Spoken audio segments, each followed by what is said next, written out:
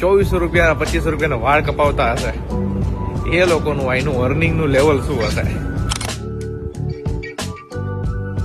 અત્યારે હું છું યુરોપમાં, બેલ્જિયમમાં, બ્રેઝિલની અંદર, અને મને જોવું હતું કે વાળ કાપવાના કેટલા રૂપિયા લાગે. બધી કન્ટ્રીનો ઓલમોસ્ટ મને આઈડિયા છે, જે જગ્યાએ મેં ટ્રાવેલ કરેલું છે. તો હું અત્યારે જે આવ્યો ને અહીંયા, તો આ વાળની દુકાન છે.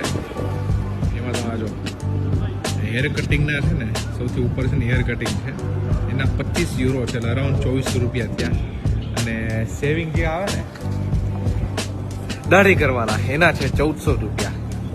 તમે વિચારો, જે લોકો 1400 રૂપિયાની દાઢી કરાવતા હશે અને 2400 રૂપિયા 2500 રૂપિયાના વાળ કપાવતા હશે, એ લોકોનું અહીંનું અર્નિંગનું લેવલ શું હશે? જો